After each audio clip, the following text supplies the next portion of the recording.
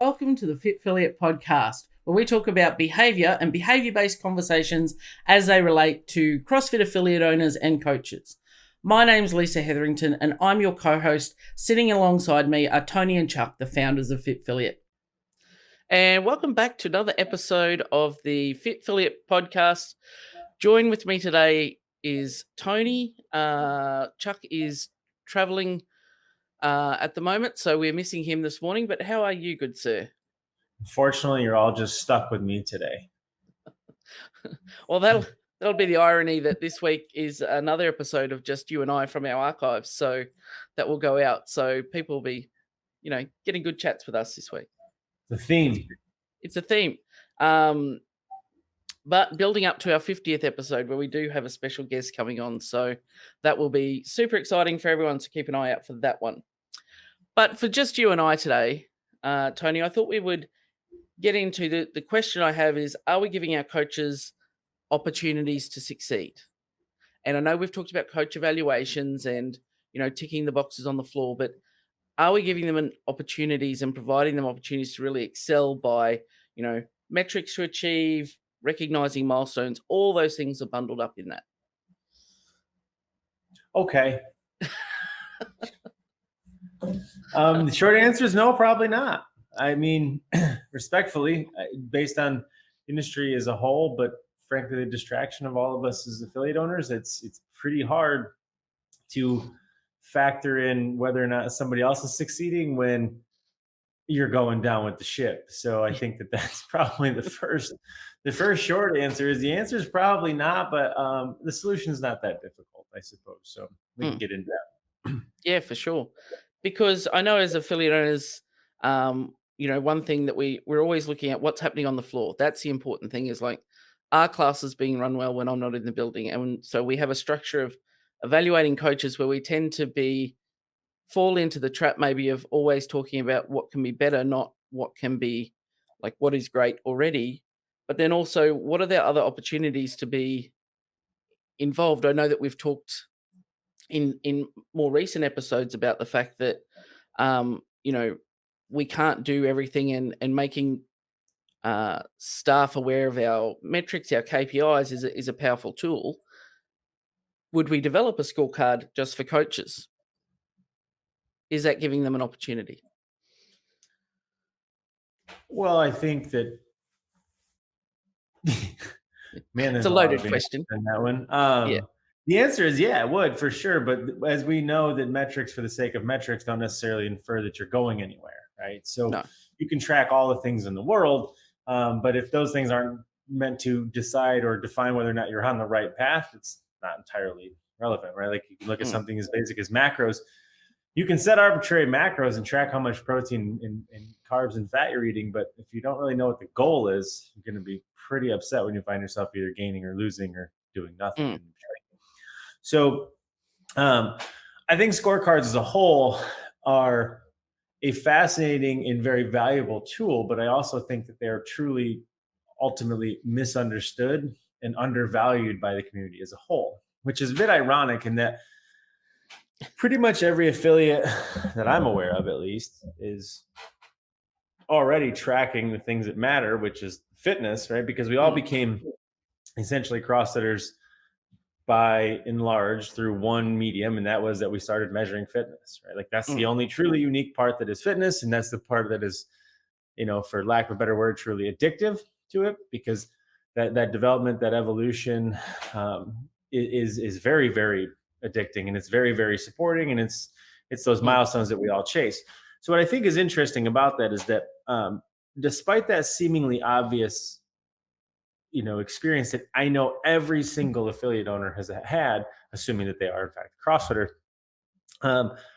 not much else is tracked at all. And if it is, it's typically seemingly arbitrary numbers like, number of members and like maybe ACV or, something else of that nature, or they're probably tracking their expenses, which is good. I'm not saying that that's bad, but like you'd have no idea how to increase your income or measure income.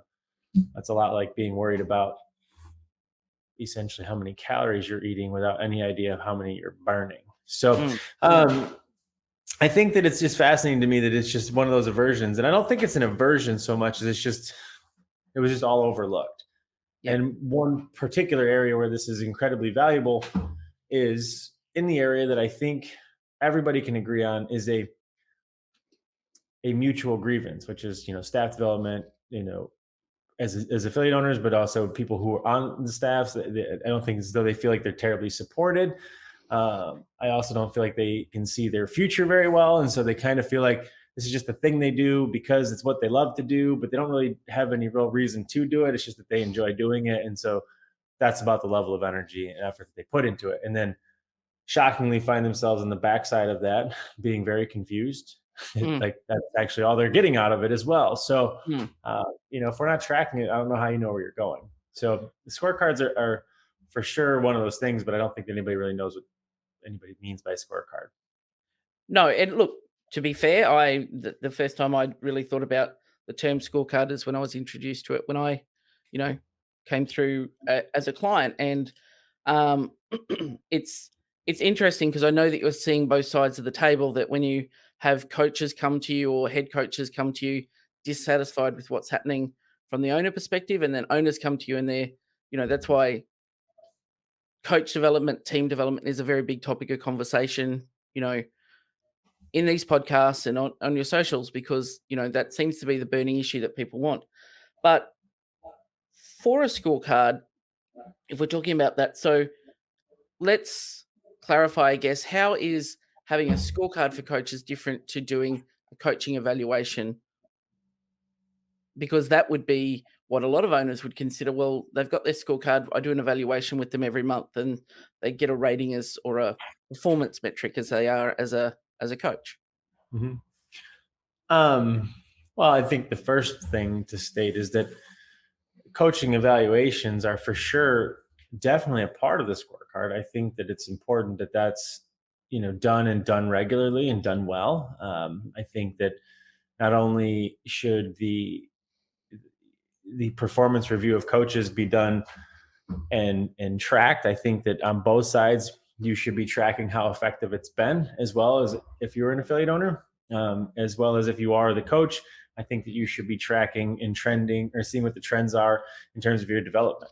And I mean, Mm, if every single coaching review though you give people is like a pass fail, we got to have a problem, right? Like, and I think that that is the binary sort of solution that most people have when it comes time to coaching evaluations: good job, bad job, right? mm, And like, I think it's better than doing nothing. So high five if you are at least doing that. But you have to give people identifiable options and opportunities to improve, right? For the same reason why we have to do it in fitness. It's not just lift it or don't lift it, right? It's mm, there's a progression with everything. And so one big part of coaches evaluations is kind of a sidebar is just, if you're going to do them and do them regularly, make sure that there is essentially a standard scale, call it 1 to 10, whatever you want it to be. I don't really care, but and there's a ranking, because the mm, point of that is important in that pass fail is exactly what it sounds like. But 1 through 10 is very different. If I got a 1 this week, I can get a 2 next week and a 3 and a 4. mm, That's,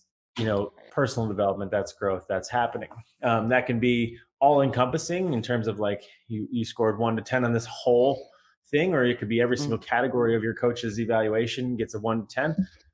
That's not really what this is about, but as a caveat, that's a good first sort of conversation that leads us into tracking trends and tracking metrics to make sure that we are on the right trajectory, not just doing or not doing. mm. And that is a big thing. If you told, "Oh, well, I've passed my evaluation this week," there's no opportunity or no incentive to strive for better or to know exactly what you need to work on, Sure. and even a fail.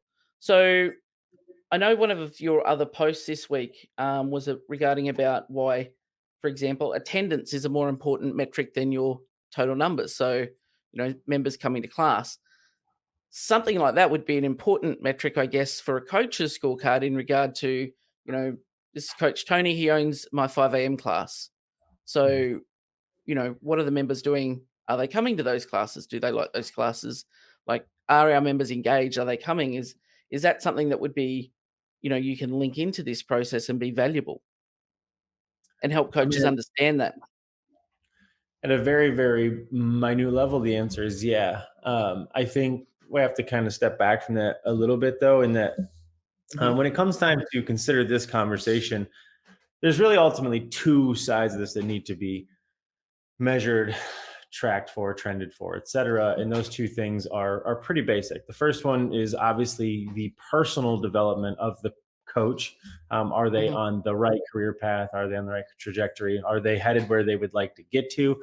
That obviously needs to be tracked for. But also, additionally, is their role, is their involvement in the business and the affiliate also being trended and Hmm. tracked in the right direction as well? And those two things are not mutually exclusive, but they definitely need to both be considered rather than one forgotten over the other one. I mean, generally, neither of them are done, but Yeah. if we're going to do it, we're going to start there. That's going to have to be it. Because what I think is an overarching sort of problem in the affiliate landscape is that there's no shortage of great coaches.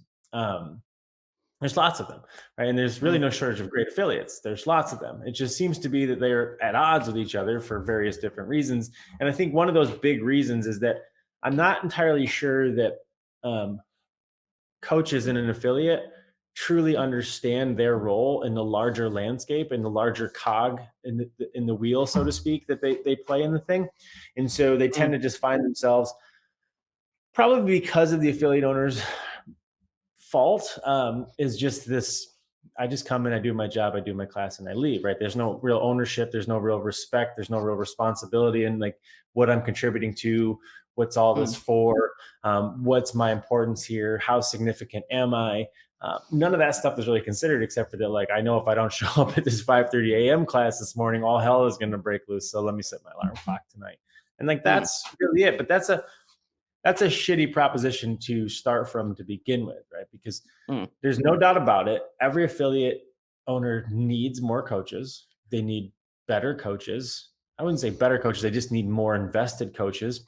Mm. And um, most importantly, they need coaches. No affiliate can run without them, right? Mm. But I would ultimately say that the bulk of the community would say, as coaches, they don't feel as though they are entirely, I don't know, maybe the word is respected or Mm. appreciated in that regard. So they're just like, they don't really understand the bigger role. They don't really feel that significant as it applies to the affiliate. They just know that, like, yeah, I do the 10 a.m. class, or I do the Mm. 4 p.m. class, or whatever that is. And that's kind of setting them up to fail to begin with.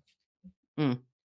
So, I believe it to be true, and I could be wrong. You will surely correct me, but many coaches are underutilized in the affiliate space by the owners. So, if you asked a lot of coaches, what's your role in converting new clients, or do you have a target for that, or what's your role in sales, or um, you know, anything like that, they'll just give you a blank stare and go, "Oh, people like my class. I keep people coming to classes."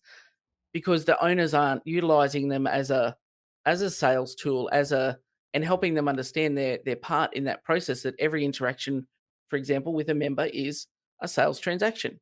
It's you're selling them on what you're doing and what they're doing so that they come back and keep coming back and you have that recurring business.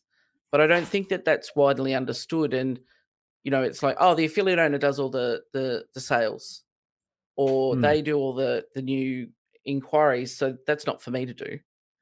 I'm sure. I'm here to coach. Well, it's probably true, Mm. right? I mean, in that coach's defense, they're probably right. Absolutely 100% correct. And the irony in this is that the affiliate owner has created that reality and they Mm. want nothing to do with that reality, right? They want the exact opposite. It's just that they have, in many conversations, in meetings and evaluations, certainly either downplayed, minimized, or even just borderline mitigated the entire coach role, Mm. mainly, out of trust, out of loyalty, out of responsibility, out of guilt, out of insecurity, you name it. The cast of characters runs deep in that. But yeah, most coaches, I think, would agree like, these things aren't my problem. Mm. But if we know one thing, it's that to be a successful affiliate, they're going to need to be your problem, sort Mm. of, because in order for you to be a good coach, there are certain things that you need to be doing that you're probably not doing, that go above and beyond just getting the class started on time and ending on time. Mm, right? And frankly, most coaches, I think, would argue that they would like to make more money. They don't really make much money mm, as a whole, which sucks. But there is no shortage of opportunities for them to help make more money for the affiliate, which would and should make them more money as well. But they don't even really know that most of those opportunities exist, I mm, think. So it kind of goes a lot of ways, but it's an ironic reality that most of the affiliate owners create for themselves. mm, And then we end up with this sort of mitigated cast of characters that would love to do more but don't know as though they need to do more. And then when it's time for them to do more, they're like, I'm kind of used to doing less, so I'm not really sure more is worth it. So now the owner's got to also sell them on why more is going to be necessary, and it's an mm. uphill battle. And it can be difficult when, you know, coaches are employed, hourly rate, just virtually a casual coach or a part-time coach. They're not, full-time employees. And I know I've had questions from, clients I've worked with. It's like, well, how much can I ask them to do? As if they're paid for that hour of class, if I need them to do something else outside that, then is that more, or the coach, or quite simply the coach is will sometimes push back and go, well, I'm paid to be here between 8 and 10. Like at 10:30, emptying the bins is not my job. Yeah. Um, So there is Paul, that fine line. there's, there's a lot in that one too. As a as a sort of soapbox or sort of a position of ours in general, it's that um, we firmly believe that you should be paying your coaches to be the best possible coach they could be, Mhm, no more, no less. That is a coach's role, whether they be a teacher, trainer, or coach. Like if they are being hired to coach, you need to foster and facilitate their ability to do that to the best of their ability. That means financially or otherwise. mhm, And that's it.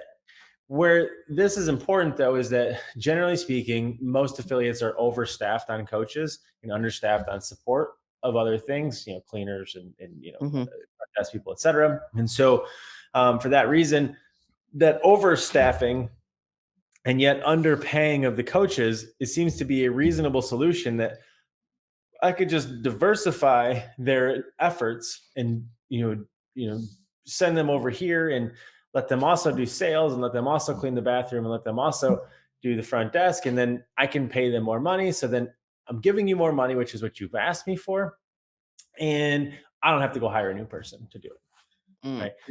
But then now you got a bigger problem because you have somebody who wants to be the world's best coach being a marginally good bathroom cleaner. And now you've got a problem there because you're paying them to do both, but you're not getting the level of quality out of the bathroom cleaning that you're probably getting out of the coaching on the floor. And so now you feel as though there's some degree of them taking advantage of you. And now the whole relationship gets strained. You probably should just stop paying coaches to do anything but coaching. Where this mm, becomes a conversation I think gets very confusing, though, is in the sales conversation, because mm, coaching is purely just sales. It's really all it is once you become a coach, because you have to understand where coaching lies in the journey. We've talked about this enough times, but it's well beyond learning. It's well beyond teaching and training. It's well beyond speaking. Coaching is essentially the transfer of belief. And that is mm, not done through teaching and telling and things of that nature. It is done through essentially understanding and then transferring that belief. In order to do that, you have to persuade them. If I mm, believe in you, it's my job to persuade you to believe in yourself. And so, where I think it's a uniquely interesting conversation is that coaches should become salespeople, whether that means that they're selling memberships, I don't care. mm, But they do need to sell on the floor, and they need to sell in every single interaction and every single conversation, because that's the piece that is so universally identifiable. We all know coaches who know a whole lot of things and have no idea how to communicate them and or get that person to do what they want them to do. mm, That's persuasion. mm, That's the big missing piece. Whether they sit in the shop or in the desk and they sell people on new memberships, that's up to you. But generally, I think that people who are good on the floor are going to be really, really, really good at selling in the office as well, because they believe in what they do. They believe in mm, the results that they've achieved for people. They believe in the stories of the clients they know that have come before them. So when they sit down with a new person, it's very easy for them to believe in them, right? Like when you mm, come in, doesn't matter what the problem is. I probably know 4 or 5 client stories in the back of my head where they had the same problem and we solved it the exact same way. So yeah, I got you, Lisa. Let's get it done. And then Mm, like you, Lisa, sitting across that, you're like, really? Me? Like you can help me? Right. And so mm, like sales is very easy for coaches. They think of sales as like this icky sort of product sale thing where they're just mm, like, I have to sell this widget to this people and I don't even know how to sell something. You're not mm. selling anything at all. Selling in the fitness space is solving a problem. And you guys as coaches, if you are coaches, that's all you do is solve problems all day. Mm. So that's a big sidebar. Sorry Yep. about that. Huge No, no. tangent there. Um, It's actually quite a important thing is how affiliate owners, and maybe that's a topic for another episode, can help their coaches create that identity of, you know, um, understanding that the full scope of that role, not just as in, yeah, you're going to teach squats and push-ups, good job. Rather, create the identity of, being able to sell and to transfer that belief and help people understand the identity there. Um, yeah, I mean, I know we're talking about metrics and quantification and Mm, score for coaches, but I also know at this point we've kind of gone down this rabbit hole, as often is the case here. But here we go. The the very nature of what we do, I think, gets lost in the commoditization of the conversation. One unfortunate reality is that with a plethora of affiliates comes the risk of commoditization.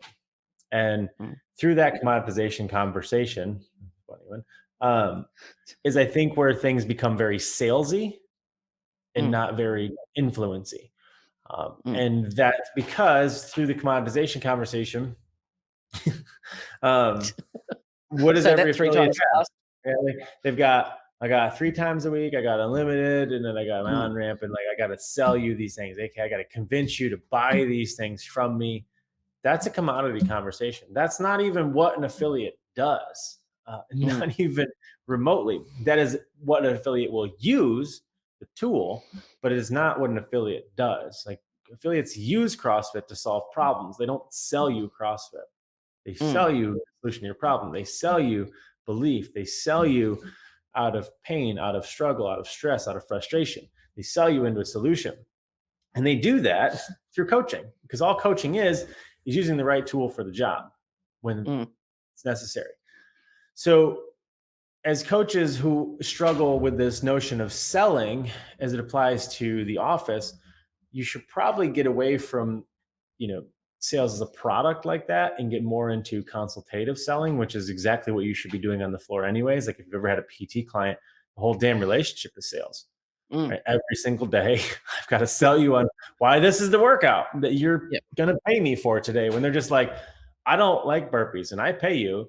So how Mm, about I tell you we don't do burpees anymore? And I've got to tell you why you're wrong, right? And why burpees are going to unfortunately be the medicine that you're going to have to take, mm, right? And so, and if you're a good PT, you're really good at that. And if you're a bad PT, you probably just change programs all the time for clients who are just a pain in the ass. And then next thing you know, you got a handful of clients who have paid you for a while, but they get no results.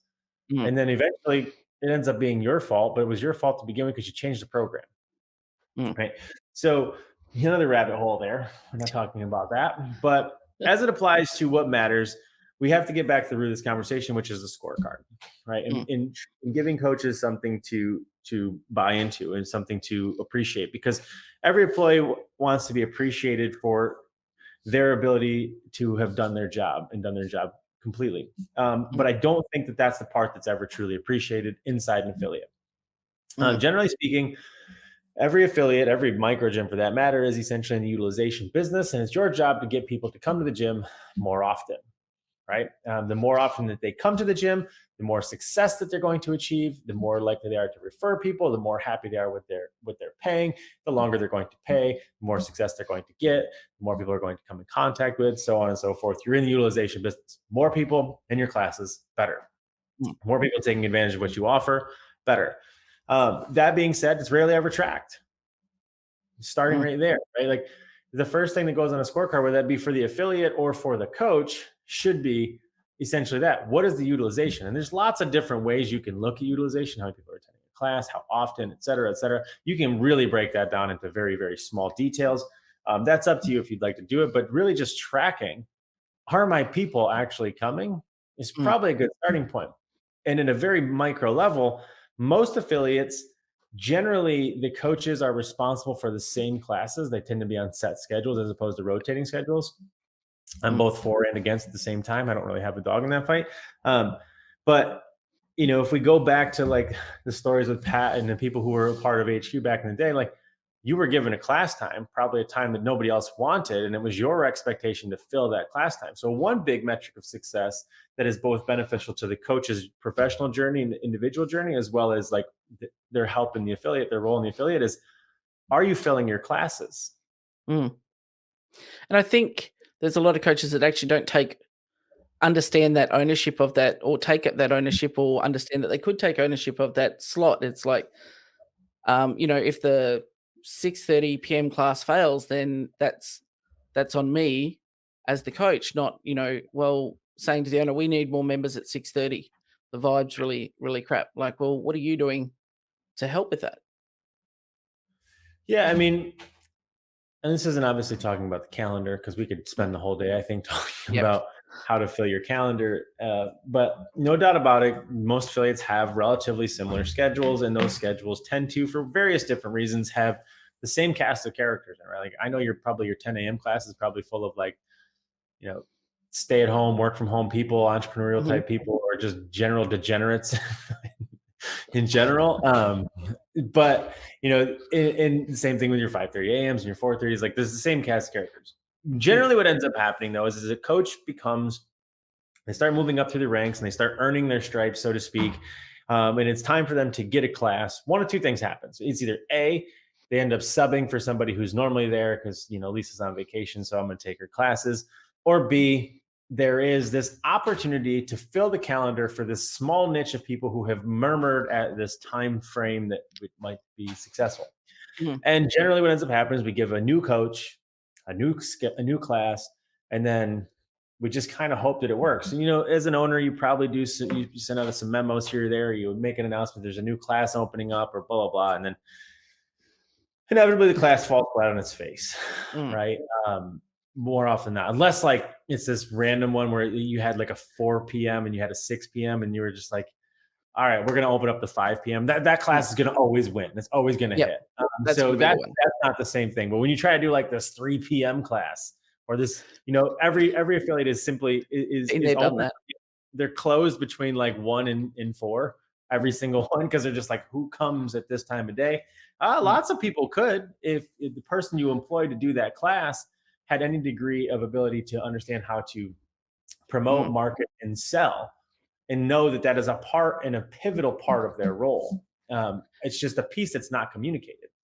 Yeah, and that's really interesting. I had a coach that wanted to run a Sunday class because we'd used to do that back in the day, and then numbers dropped off. I killed it, and I was like, "Cool. Well, if you want to run it, you can own it and you can drive it. And if no one's coming, then that's your problem to solve." And yet, still, and that's probably on me as an affiliate owner for not still communicating well. Is when numbers started to drop, it's like, oh, well, numbers are dropping, like, are you promoting it, or can you do the promotional post this week? Can you remind members about the Sunday? It's like, well, it's your class, man. You need to own that and run with that. Like, sure, I'm happy to do a general reminder, but that's not my responsibility to bump that up now because that's the class that you wanted to grow and build.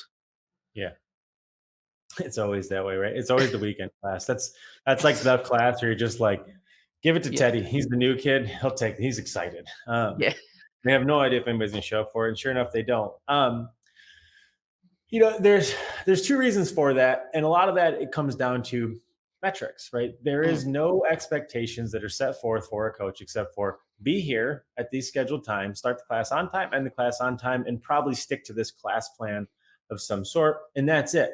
And mm, so as affiliate owners, they end up very surprised that like they just end up with these process following, low ownership, low investment, minimum level of effort type humans who just, they show up when they're supposed to be there mm, until they're not supposed to be there and do exactly what you told them to do. and they end up turning into like, they're not even coaches anymore. They're just class proctors who happen to be there to stand in front of the room so that you can get credit for your insurance policy. That someone in L1 stood there and you're like, great, no one died today. If we stepped back away from the way things are going and we started with instead how we would like things to be, we could probably set out a handful of different types of metrics in hopes, I guess is the right word, of what things would look like in a class, like what we'd hope to see, what we would hope everybody did, what type of attendance we would hope for, things of that nature. And then we can put forth those expectations both to the coaches and everybody else. And so that becomes a part of the scorecard. Like, how often are your classes full? What is your average attendance rate? Right? If your attendance is, at 8, and then now your attendance is starting to trend down 7, 6, 5, but you as the owner is still just paying attention to how many times you say somebody's name, what's the point of performance in the 9 foundational movements, those other things. But you're not paying attention to the fact that, like, every day these classes are getting lesser and lesser. No matter how much I'm acing the points of performance in my coach's evaluation, I'm clearly dropping the ball in my personal development, in my ability to be that person in front of the room. And those are the type of lessons that we set out to teach in the MDCP program, which is like not how to teach you how to do better thrusters or better mechanics or see, coach, and correct. It was how to take all of that knowledge that you have amassed and become a better professional with it, because that's the piece that needs to be measured for. And I think by starting to measure those things in an affiliate or as a coach, if the affiliate doesn't do it, you can just do it yourself, is that, like, start tracking your trends. How often are people coming? What are my attendance metrics? How can I get more people in the class? Because here's the thing, if you want more money and you want more responsibility, fill your classes. There's here's the simple rule of all things in life: become irreplaceable. Period. Doesn't matter what it is, doesn't matter what you do or what you want to do, whether you could be a coach or you could be a mechanic. Once you become irreplaceable, you're good to go, right? So if your affiliate owner is not tracking your scorecard and you don't have a scorecard of metrics of success, build your own, because there's no way you're going to get worse tracking things. It's literally impossible, right? It doesn't even matter if your macros are off. If you just start tracking macros, you're probably going to end up in the right general direction, maybe not surgically, but and eventually you end up starting to fill your classes. Then all of a sudden you start to get recognition that, like, all of Tony's classes are always full. Well, and every other coach is like, well, that's because he's got the good class. And you're like, well, here's the metrics, because they used to be smaller than your classes. Oh, right. And it's amazing what people can do when they're unaware of the metrics. Like, I just got off of a call, and I think this will become a post, but most people know that this is a sidebar. Sorry, but most people know at this point that I sit on this stupid indoor bicycle. And when I got it, I was very excited, and I rode it 1,000,000 meters in 1 month in March, which was cool.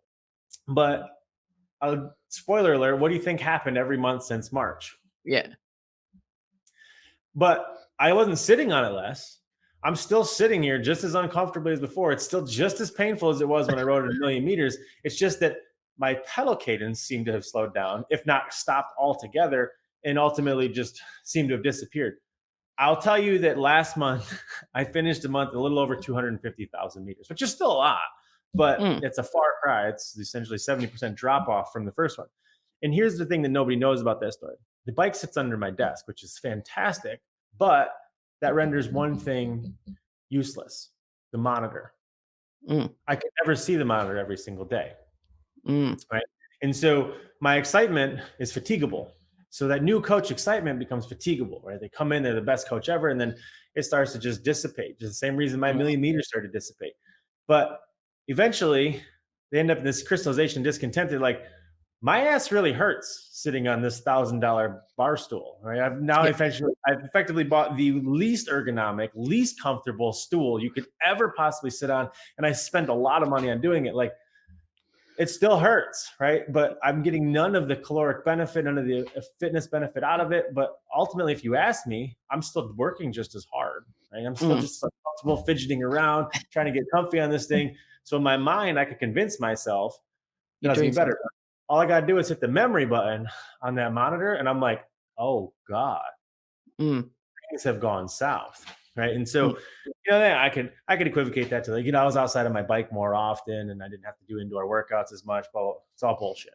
Right. So the thing is that happens to every single new coach, right? They come in, they get excited, it's fatigable, and it starts to fall off because they don't have milestone moments, right? They don't have things to get to. Like 1,000,000 meters was cool. I wasn't going to ever get to 2 million because million was already hard, right? Like, so that I didn't really know what I would get to, but I was like, I'd like to hold 1,000,000. And I thought I was putting the same level of effort every single time, but essentially my, my enthusiasm was waning. So here's what ended up happening is that I then came up with the bright idea that I was going to take the monitor off, put it on my desk, and then I realized there's probably an easier way, so I just downloaded the Concept 2 app. Harder, but in essentially 2 days of having this monitor open on my desk all day, I'm already over 120,000 meters. Right? That's in 2 days. I will literally smash 1,000,000 meters in March simply because observation crushes excitement every single time. Because excitement is fatigable, but here's what ends up happening. Excitement sets expectation. Now you know what's possible. But when you add observation to that, when you know somebody's watching or when you are watching yourself, you will smash your numbers every single time just simply because you are hyper aware. And as you know, this podcast, awareness precedes action every single time. And so the more aware I am that I'm stop pedaling again, right? Yeah. You start to learn quickly that like, wow, you actually stopped pedaling quite a few times, right? And so what ends up happening is things get better. And this is the power of a scorecard, right? Like you have to learn to track things. You have to learn to download the app, to put it on your phone so that you can see the things that you think you're doing and know without a shadow of a doubt that you're just not doing them. Right? Because, this is the first big problem that, and I think the first big weak spot that most affiliate owners think is that like, I'm just not assessing them enough, which is probably true. Right. But like, that's not inherently going to bring back the excitement unless you have like the world's coolest, most fun, like pizza party of an assessment every single month. Like it is still a milestone though. Right. So like knowing that I've got my coach's evaluation coming is probably very stressful for me as a human. It creates a peak. Right? It's the opportunity to be a big valley. But if you give me the chance to crush it, I'm going to crush it. Right. But like, if I don't know this, and this is kind of a sidebar as well, but if I don't know what's going to be in my evaluation, like meaning the evaluation changes every single month or every single week when it happens, depending on how Lisa's mood is and how observant she feels like being, that's going to suck for me no matter what, because I'm not going to know how to win. But if you let me take an open book test, and you let me know what the coach's evaluation is every single time, and you let me know, most importantly, this is the clear expectation of what is a 10, and this is what is a 1. And if you let me know that, I'm going to always work to be a 10 every single time, and I'm going to start to learn to look forward to the pressure of those events, and then those are going to become milestones. For the same reason why this stupid monitor on my desk will create action, because I'm going to win.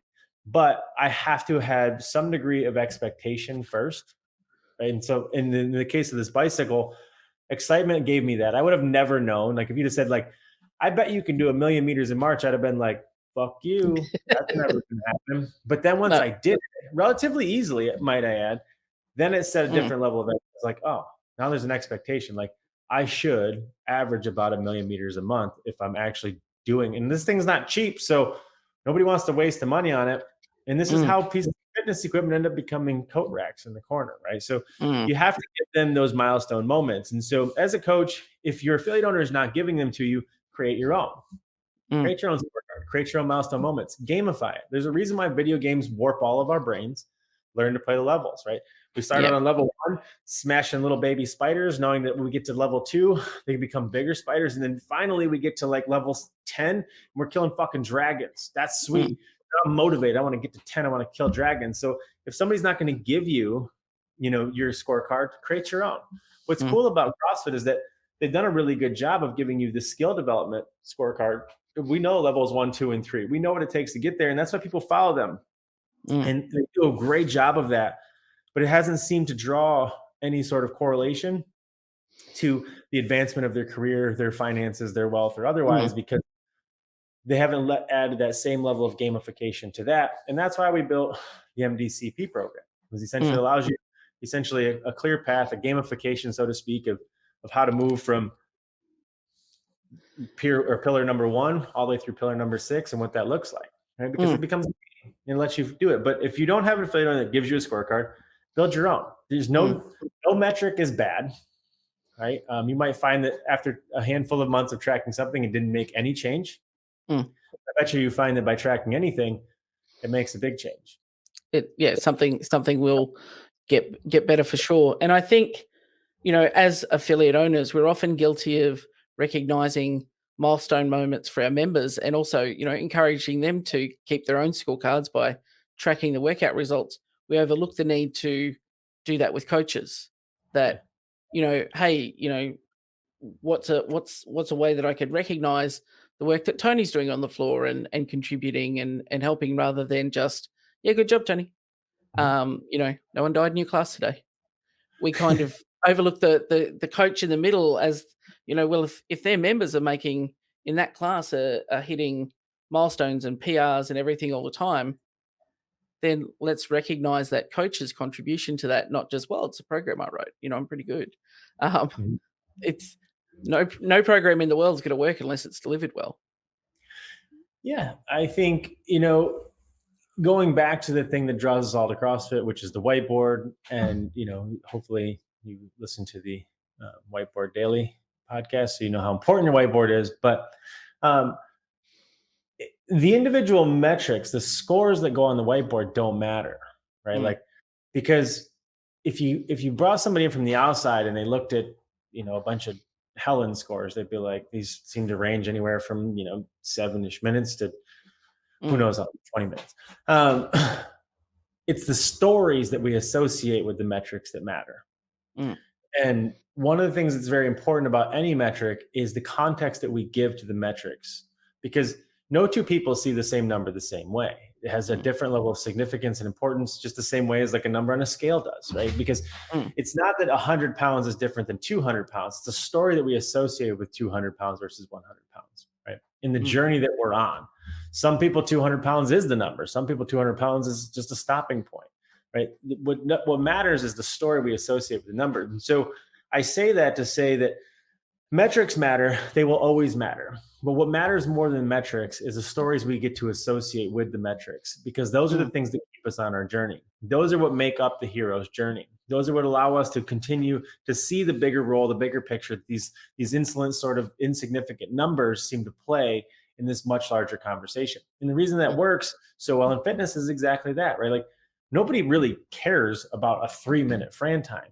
But the story we have now all collectively as a community have told ourselves about what a 3-minute Fran time means, all of a sudden there's a lot of people after a 3-minute Fran time.